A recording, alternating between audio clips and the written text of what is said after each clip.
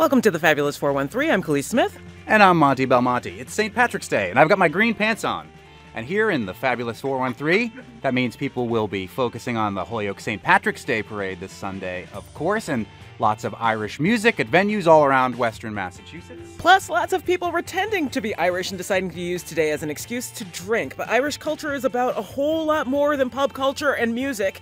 We are going to touch on both of those things today, and we'll also get a lesson in the Irish language. But joining us in this clown car of a studio right now is Rosemary Caine and Wilde Irish Shenanigans, who are performing at the Unitarian Society in Northampton on Main Street tonight at 7:30 and also tomorrow at Hawks and Reed in Greenfield at 2 p.m. And they're going to play us a song to start.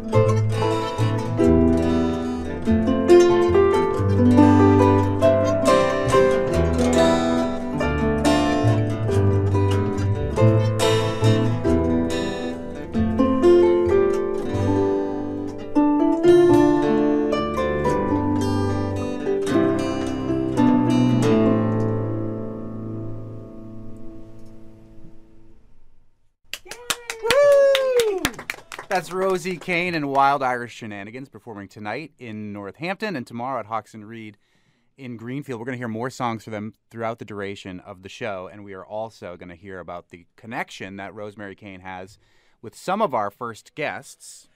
So, Elms College in Chicopee hosts one of the only 10 Irish Fulbright scholars in the country and has for the past 10 years. Irish classes are taught at Elms, including evening classes for adult learners. The Irish language coordinator for the program, which is jointly run by the Irish Cultural Center and Elms, is Gerald Costello. He also teaches Irish classes for evening students.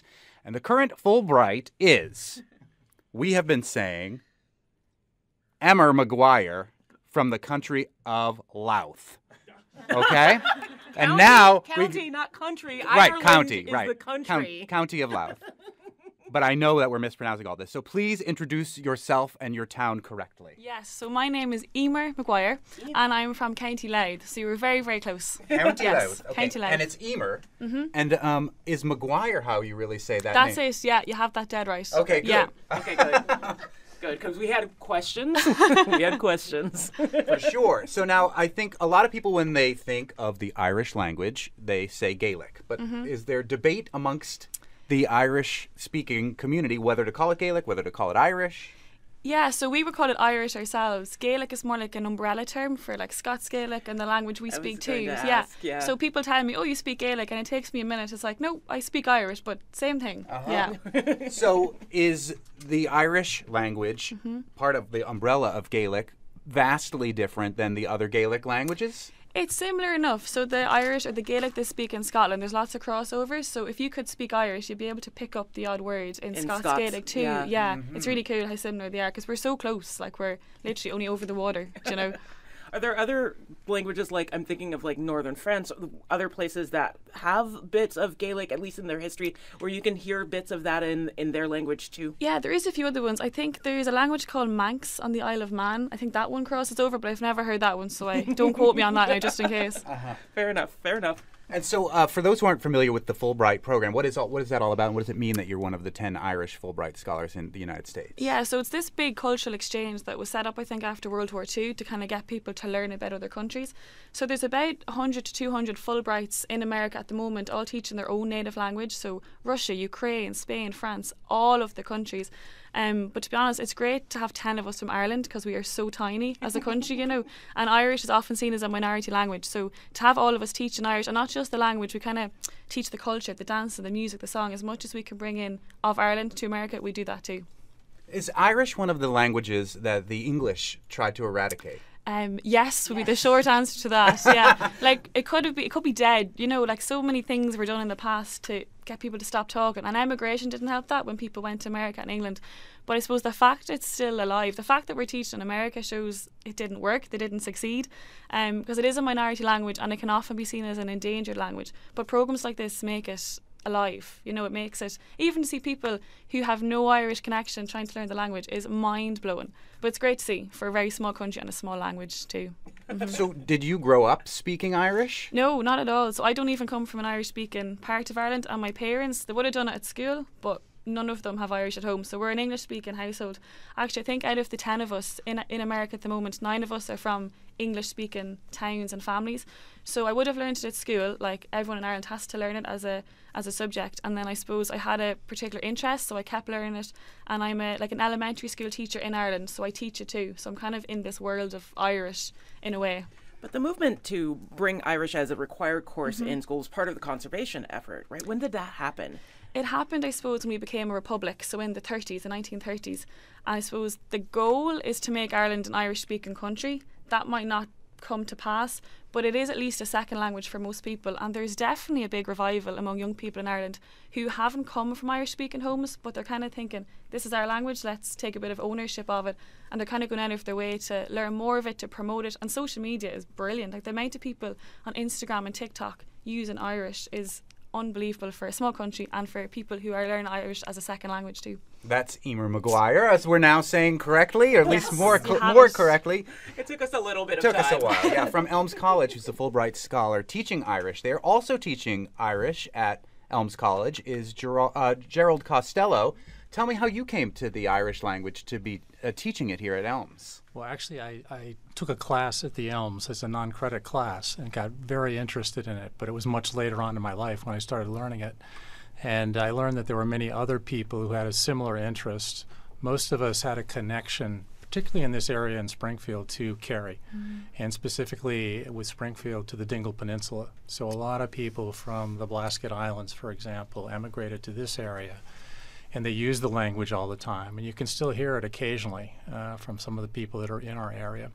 My grandparents were from Killorglin on the other peninsula, and I just have a huge fascination with it. It was just so crazy to me to look at the language itself and to see all these consonants colliding with one another. And it's like, how in the world do you pronounce this stuff, you know? So you just took, one step at a time, and you just started learning it from some of the people that were teaching it in our area, which was great. Well, I feel less intimidated by trying to take a small Irish lesson from you, Gerald, because your accent is more like my accent than my accent is like Emer's. So what's a good introductory thing that we could learn about from the Irish language? First from you, and then we'll graduate to the 200 level with Emer. Okay, all right, very good. So why don't we just say hello? So Diagwit. Diagwit. Diagwit. Diagwit. Diagwit. Diagwit. Very nice. Diagwit. Okay, and the answer to that, the hello from the other person would say Dismuragwit. Dismuragwit. Dismuragwit. Very good. I like it. Diagwit. How long I'll remember that is debatable. Yeah, very good. So how long have you been studying this? Well, I started probably, well, it's been more than 15 years at this point. It's probably approaching 20 years at this point. But I was working at a large company here, and I traveled a lot. So during the evenings, I was thinking to myself, since I'm in a hotel, I'm staying here, I'd like to use my time a little more productively. So I started thinking, how can I learn this language? And I found out about the non-credit classes at the Elms and took one of them. And then I heard there's a lecture that was given at the Elms as well by a priest who came over from Ballyferriter in the Dingle Peninsula, and he was talking about Celtic spirituality, and he had all these terms and things that were, Oscailga, and it was fabulous, and that's what prompted me to really, start studying it seriously.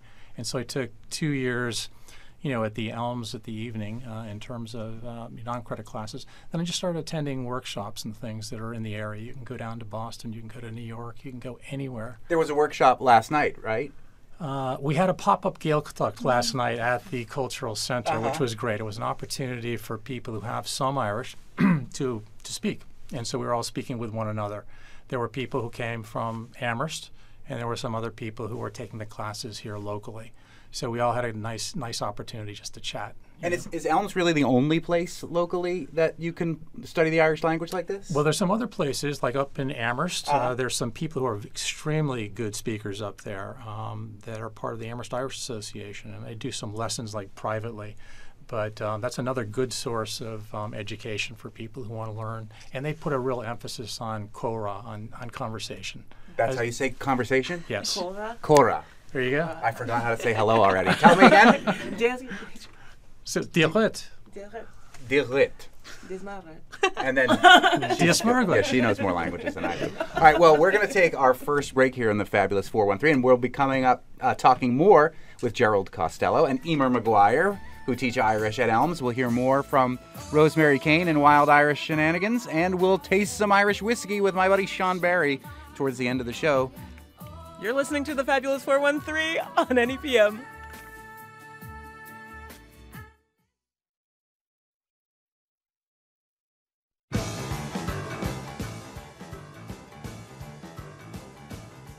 Welcome back to the Fabulous 413. I'm Monte Belmonte. And I'm Cleve Smith. We are joined with all sorts of Irish shenanigans in this tiny little studio here on St. Patrick's Day. We'll talk more about the Irish language with folks from Elms College in a minute here.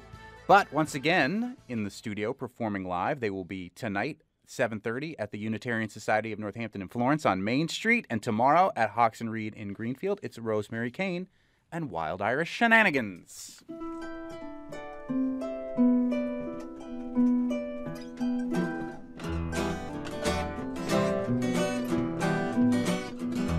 Down to Banbridge Town in the county down one morning in July. Down a boring green came a sweet collie, and she smiled as she passed me by. She looked so neat from her two white feet to the sheen of her nut-brown hair. Such a coaxing elf, and to shake myself to make sure I was really there. From Bantry Bay up to Derry Gate, and from Galway to Dublin town. No maid I've seen like the brown collie that I met in the county down.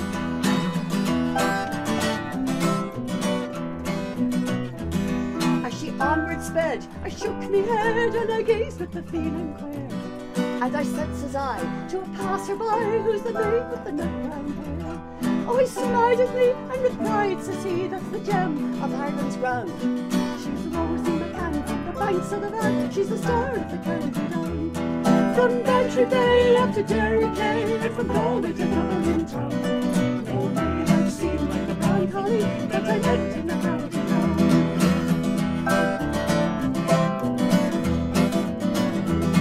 At the Harvest Fair, she'd be surely there, and I dressed in me Sunday clothes. And I try sheep's eyes and the Lutheran lies on the heart of my nut-brown rose. No pipe I'll smoke, no horse I'll yoke, no my plough with rust turns brown, till the smiling bride by my own fireside sits a star at the county down. From Bantry Bay up to Derry Caine, and from Galway to Dublin town. No maid I've seen like the brown collie that I met in the county down. From Bantry Bay up to Derry Caine, and from Galway to Dublin town. No maid I've seen like the brown collie that I met in the county, met in the county, met in the county, met in the county, met in the county down. That was some great shenanigans right there. Rosemary Caine and the Wilde Irish Shenanigans, who are playing this evening at 7:30 in Northampton and tomorrow afternoon in Greenfield. And joining us from the same county that Rosemary Caine is from is Emer McGuire from the county of Louth. Louth. Mm-hmm. Louth. Louth, yeah, that's it. So Good not strong everybody accent. from Louth knows each other, but Rosemary, you were very excited when you heard that Emer was going to be here because you knew that she was from the same county. I was beside myself, to tell you the truth, to tell you nothing but the truth. Not alone the same county, but the same town, RD, County Louth. RD. RD. I think there's only two people who've emigrated from RD, and that's myself and Emer.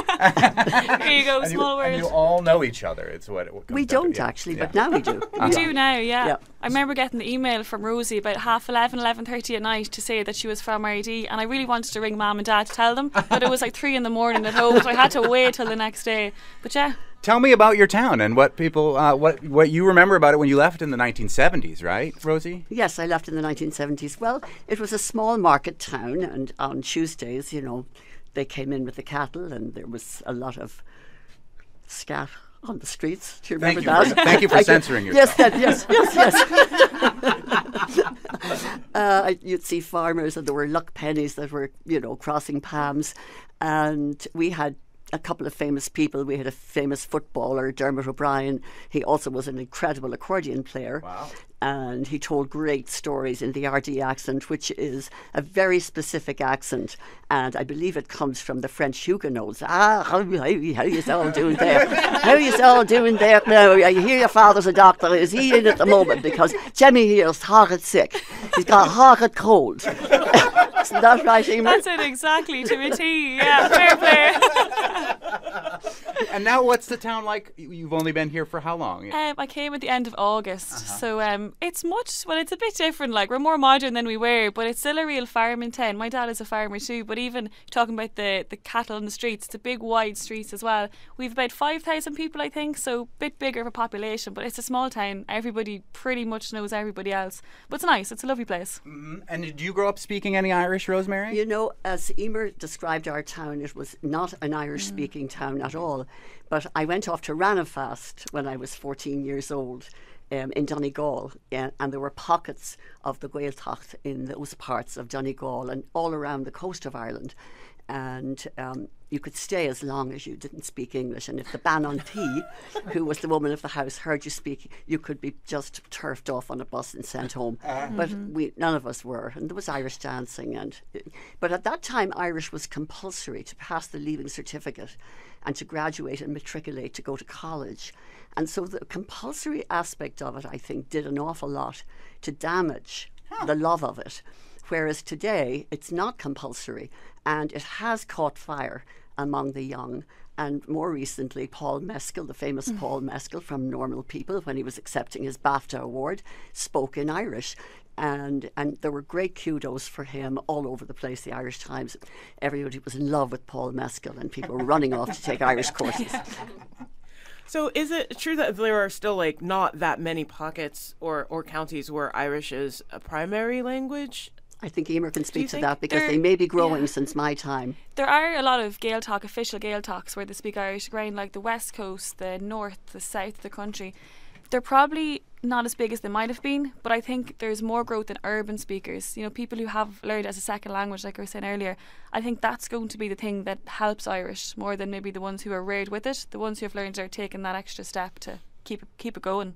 So it's also interesting because like earlier in the week we were talking with a couple of linguists, you know, like you do, and talking about how American English has evolved. Do you feel like Irish, because of its revitalization and because so many young people are interested in it, is evolving in kind of a similar way? Like, do you feel like it's keeping up with the modern folks that want to learn it? I think so. Like, every time we need new words, you just come up with new words as such. And I think because a lot of people are learning it as a second language, they don't mind throwing the odd English word into it too. Whereas back in the day, people wanted like strict Irish, no English, not allowed to speak English. Whereas now it's grand if you throw in the odd word here and there. Like, it happens in every language. I think as long as you make an effort and you try your best, it doesn't matter, because it'll keep it going if we just use what we have. So what's a good example of something modern that's come into Irish? Oh, let me see. Take your Zoom time. is one. Oh, And we just, all we did with that was we did a Z, a U with a little accent and an M. So we made it into a row with our own spelling, but it still says Zoom. So there you go, real COVID word. nice, nice. We're speaking with Emer McGuire, who's the Fulbright scholar. Emer. Emer! Dang it, I can't even remember. So I can't remember how to close. say hello or how to say your name. I knew I was going to butcher this. Emer McGuire, who is the Fulbright scholar at Elms College, and Gerald Costello, whose name I have managed to not butcher at all, except for when we were in the hallway there and I called him Gerard or something like that. And Gerald, you are not from Ireland originally, but you're also teaching Irish at Elms College, and you taught us how to say hello, which I've already forgotten. Let's learn something else from you in 101 Irish. I will learn it, and Yeah. you will forget I will immediately forget it, after right, saying yes. it. I'm like a goldfish. Okay. So let's say, how are you? So, Conastantu. Conastantu? Conastantu. Conastantu. Very good. Very good. I'm making a memory palace of it. I won't tell you what images I'm using in my brain to remember it, but I'm gonna put it in the Conastantu. script. Yeah, you could write it in- down in in phonetics our like our to running help you order out here. I hate to put you both kind of on the spot here with this, but talk about the situation of driving into Springfield and finding parking and coming into the studio, but do it in Irish. Well, fic me suis Emer ag colasta nelavan beder uriclig o hin. Agus for me an ma phone poca, agus vimer ag lorig na trorica, agus vi me a degval der Emer, agus vi she ag lorig air na sunry air a phone, agus got harla after any An sin bhí mar ar an sráid agus bhí mar ag iirecht an fórgníomh seo a amsú agus an sin tháinig mar ban ag siúil agus bhuala mar le Rosie ar an sráid agus chuir sí ceistir na córa an fórgníomh agus idir an siúr aganine Gerald an fórgníomh amsú agus inis táid an seo libse. We're here with you now. And we're thankful for it. Yes, Rosie, you had something you wanted to add to that? Well, there's the translation is I've parked my car and I'm looking around and honestly I need a GPS in my own house and I say two people standing on the corner and I said, excuse me, would you by any chance know where the NPR station is? Emer and her Irish speaking companion, I was asking them the way to the station. Emer from RD, of course, directed me right away. So did you recognize her act when she spoke to you with an accent? Did you assume that she was here for the same reason you were? Yeah, I had an idea because I heard the RD accent still going strong, so I knew it was Rosie. Did you understand any of that, Rosie, in the Irish did. language? I did. So yes, you know I enough did. of it that you can I listen do. and I know it- enough, but yeah. of course now I'm all pumped up with fervour. I'm going back to the Gaeltacht immediately. I'm booking myself into Ranafast for 3 weeks in the summer. Well, we're going to talk about how you're going to be going to Ireland with some excellent music shortly there. Another thing that I'm curious about, Emer or Gerald, either one, the written, it's going to be hard to do on radio, but when you see the Irish language written, Not when you see our social media posts. yeah, you'll be able to see it on our Thanks, Google social media posts. Yes, the characters are somewhat different. How many letters are in the alphabet? What are the different markings? Some of the different markings mean. Yeah, so we're at the moment we use the Roman script as well. Now there is an old Irish script. That's something I never learned. So when I went to school, we had already used the. Oh, Rose, you would have done that one, yeah. And it's You used the it old looks script? lovely. It's so pretty. We use the Roman alphabet. We only have 18 out of the 26 letters that you would use in English. Which ones don't you have? So the kind of funky ones. So J, K, W, X, Y, and Z. And that's it. That's 6, I think. Okay, Yeah. yeah. So the funky ones we don't use. Other than that, we use the same letters, but obviously in different ways. So like we do put consonants together. Like the BH together makes a V sound, or like the DH might make a G sound. And then we have, either way French would have little accents. We have those too, but we call them fadas. So they go on the vowels and they make the vowel a longer sound. But so it looks a bit different, but a bit the same. And you call them fathers? Fadas. Fadas. F-A-D-A. Yeah. Not fathers, no. We're speaking with Emer McGuire, who's the Oh, you got that. I got it! Fulbright scholar teaching the Irish language at Elms College, along with Gerald Costello, who's teaching that language at Elms College as well in the nighttime. And the classes are they rotating? Are they open at any time? Do you have to enroll at the beginning of a semester? How does it work? Yeah, you enroll at the beginning of a semester, so we start in September for that term, and then the other one starts in January. And right now we've got probably a total of about 25 people taking the classes. So Emer's doing the group on Wednesday night, and then I do the lower level classes. And there's another lady, Kathleen Gilhooly, who's also teaching some of the classes. So yeah, it's been great. There's a lot of enthusiasm in our area, and as I said earlier, just a huge connection between our area and like West Kerry, which is in the Gaeltacht area where they would be using Gaelic very often. And again, there's a night where you can come and just, like, whatever level you're at, just be in conversation with other people who are also working on their Irish as well. Right. I mean, right now what we're doing in the beginning classes is we're working on some of the grammatical principles and stuff like that just to get a foundation down. But then we try to put a focus on conversation, because that's really what people want to be able to do, to be able to use it. Not to be able to be masters of, grammar. It's nice, you need it, but you want to spend your time talking to people, and that's what we try to promote. It is St. Patrick's Day, and it is celebrated all across the United States of America in very particular and sometimes strange and unusual ways. Emer, from County Louth, what is St. Patrick's Day like while you are there in Ireland? Yeah, so as we said, it's a small little town as such. Big highlight for us is we have a concert band in RD, and they always play at Mass, so we always go to Mass. It's the biggest event ever because the whole band is there. Then we have our parade. Now, the parade is probably nothing like what you see here. Yeah. As I said, small town, so the band leads it off, which is probably the highlight. And because it's still quite an agricultural town, we have lots of tractors, but they get all shined up for the day with the flags and everything. So mostly our parade is the band and all the tractors in a big long line, but they throw sweets and candy out the window, so the kids are delighted. I love that.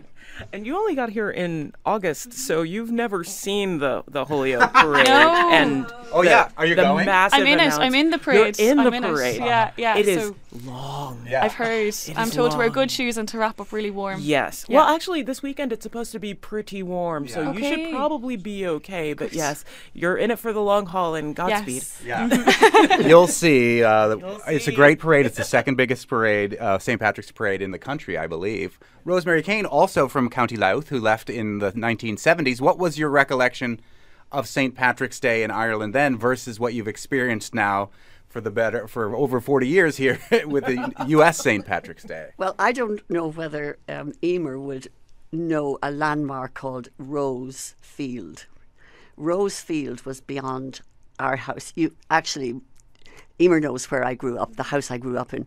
So It's that small. Yes, it's that small. So there was a field called Rose Field, and there was a bull, a ferocious bull in Rose Field. Wow. And there was something about going in there and sort of being under a hedge and sort of looking out to see if Rose Bull was there. But the time that we went to that field was to collect shamrock, when it grew indigenously, when it wasn't something that was cultivated in a greenhouse. And then we had these lovely badges. And those lovely badges had a picture of St. Patrick, perhaps. Each of them was different. And then you would stuff a great big hedgerow of a shamrock into that badge, into the safety pin of the badge. And that was that was pride of the day. And it was, of course, a holy day of obligation, and meaning that you were obliged to go to Mass. And now, of course, it's a bank holiday. And is it still very religious holiday in the observance in Ireland where you're from? I suppose Emer? it is and it's not. People might go to Mass as they would for Christmas or for Easter, and I suppose the chance to see your neighbours and see your friends too, because it's a public holiday, we don't have work or school, so you might as well go to Mass and then go to the parade afterwards. Fair enough. Yeah. Fair enough. Yeah. Emer McGuire from County Louth, who's the Fulbright Scholar at Elms College. Gerald Costello also teaching the Irish language there at Elms College. And we're going to hear more from Rosemary Caine, who's playing tonight on Main Street in Northampton at 7:30 at the Unitarian Society, as well as tomorrow afternoon at Hawks and Reed in Greenfield. And before the show's over, not to be so stereotypical, I am half Irish, but only a quarter of me is going to be drinking whiskey for 1/4 of the show with Sean Barry from Four Seasons Wine and Liquors coming up before this St. Patrick's Day show is over. You're listening to the Fabulous 413 on NEPM.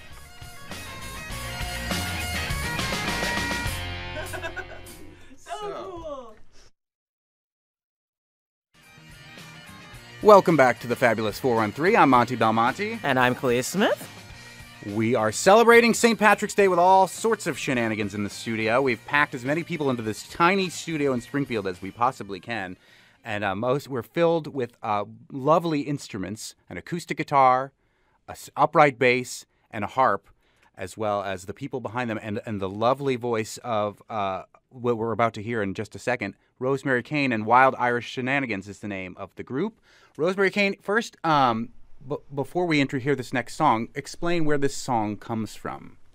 So this song comes from a poem, an Emily Dickinson poem. We had a performance piece that we had performed over the first weekend in December, which I'd been working on for the 2.5 years of the pandemic. I was seized by a story that an Irish maid, a relative of your own. I believe so, because it's the same last name as my Irish side, Marr. Margaret Marr, a humble 14-year-old uneducated maid who came to America from a little village called Callusty. And she ended up with the Dickinsons, the elite, educated Dickinsons, who were anti-Irish. But she charmed them all, including Emily. And the short story, with her intelligence, her personality, her EQ, all of the things it takes when you're an uneducated maid to ingratiate yourself with your extremely clever genius, Emily Dickinson boss. So Emily is on, I'm fast forwarding here. It's, It was a long play. It was a long play. Short show. So poor Emily is on her deathbed. And she says, and she's notoriously reclusive, and she does many revisions on her plays, on her poems. And so she asks Margaret, upon my death, I want you to take the rest of those poems, that trunk that sailed the Atlantic Ocean, that's where I've put the poems.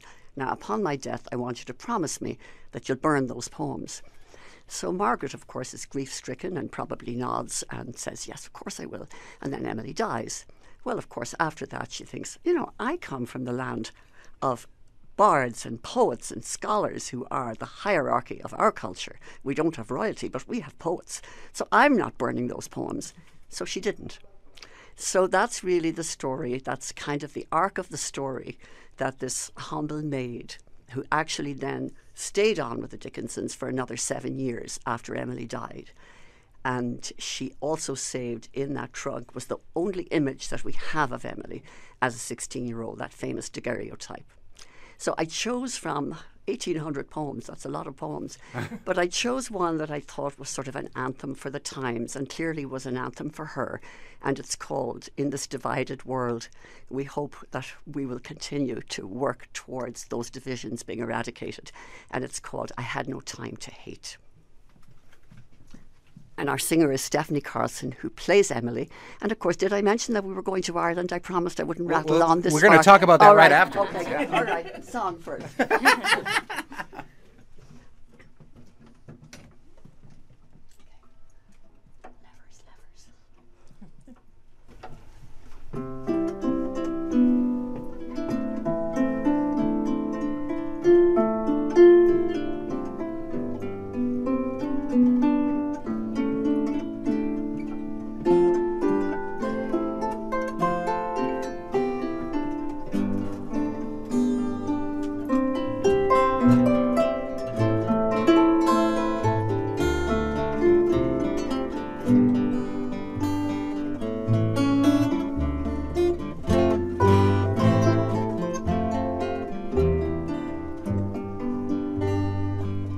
I had no time to hate, because the grave would hinder me, and life was not so ample I could finish enmity, nor had I time to love, but since some industry must be, the little toil of love I thought be large enough, I thought be large enough for me, I thought be large enough for me.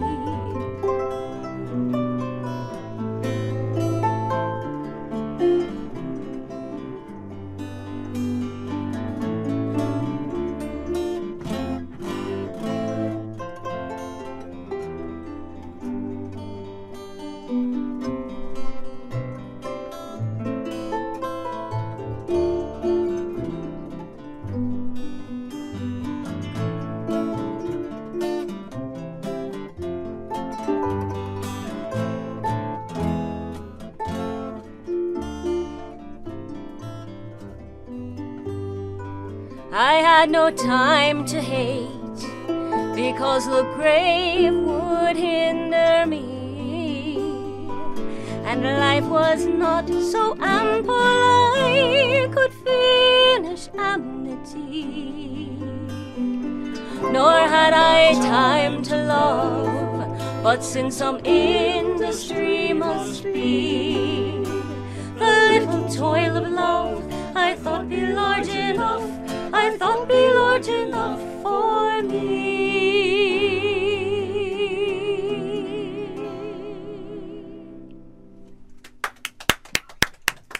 Rosemary Caine and Wild Irish Shenanigans, featuring Stephanie Carlson on the vocals there. Rosemary, would you introduce the rest of your band? So on guitar, my collaborator of many, many decades, Michael rightly says, Rosie writes the songs and then I teach them back to her. It's the truth. Michael Morgan from Amherst, and Lynn Lovell, who played in our Margaret Marr and the Celtification of Emily Dickinson. That's the title of our show, because indeed Emily she came from that position of being anti-Irish to being Celtified. And so this is Lynn Lovell, who plays bass and will be playing tomorrow night. Not alone double dipping, but she's in the Pioneer Valley Symphony tomorrow night.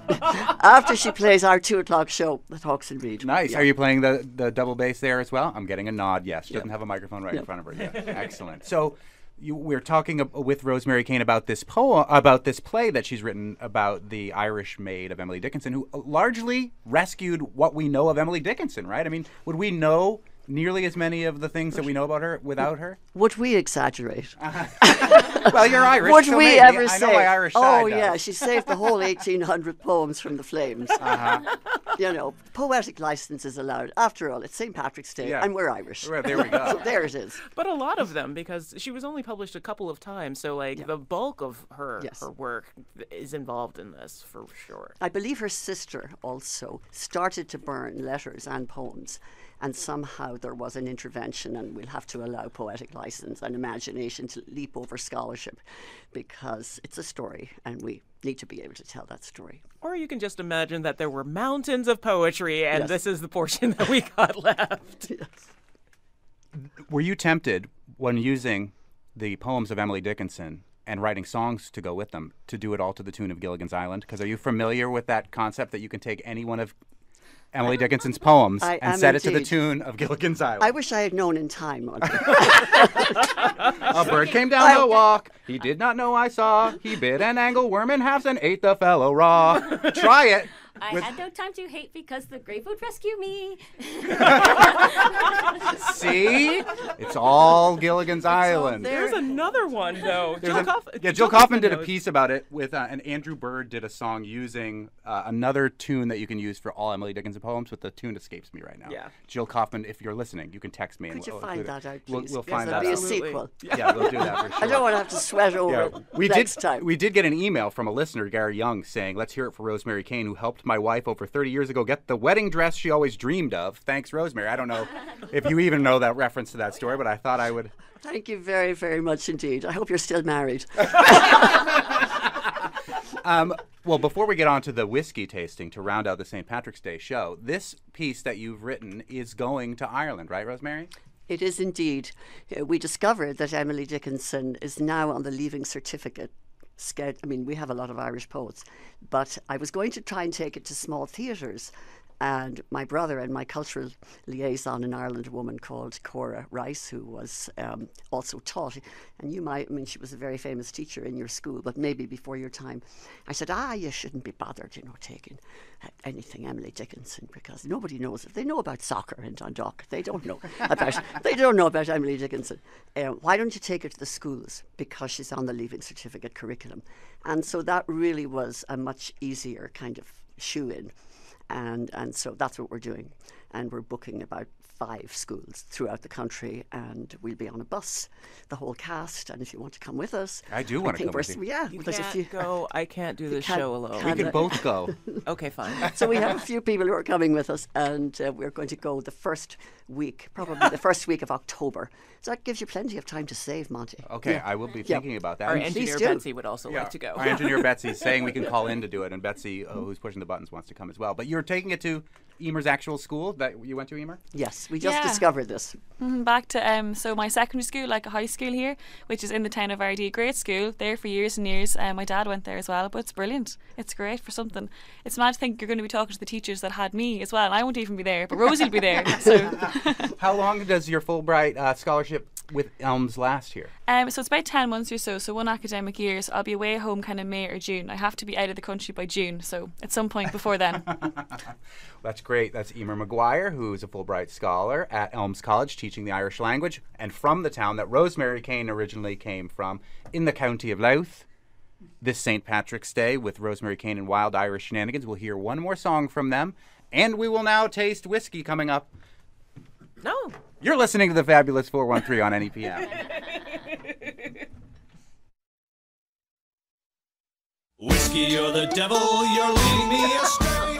All the hills and mountains and American. Welcome back to the Fabulous 413. I'm Khalees Smith. And I'm Monte Belmonte. We're celebrating St. Patrick's Day with all sorts of shenanigans, getting some language lessons in Irish, hearing some Irish music, and now, not to be too stereotypical, we are going to drink. We have our wine Thunderdome usually on Fridays, but it didn't seem appropriate to be drinking wine on St. Patrick's Day, so we have decided to drink whiskey in the Whiskey Thunderdome with Sean Barry from Four Seasons Wine and Liquor in Hadley, the owner there, a whiskey aficionado, to be sure. Hello, hello. Hello, and listeners of my previous life in radio will recognize Sean Barry as the Sancho Panza to my Don Quixote in my foolish quest to walk from Springfield to Greenfield over 2 days to raise money and awareness for the work. It's not a foolish question. I It's know. really important. Liz Don't O'Gilvy belittle. from the Springfield Food Policy Council says it's an important event, and I couldn't do it without Sean Barry, who helps me navigate the shopping cart that I push those 43 miles every step of the way. I did have a little PTSD walking from the parking lot to here.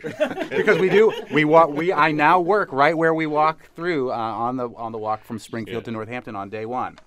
Sean, how long have you been at Four Seasons? I have been there since 1992 in one form or another. I started sweeping the floors and sorting cans and bottles. Mm-hmm. And what have you brought for whiskey for us? So, all to try today, except for Rosemary, who wrote about why she's not having any in the Daily Hampshire Gazette. You can read it in today's paper.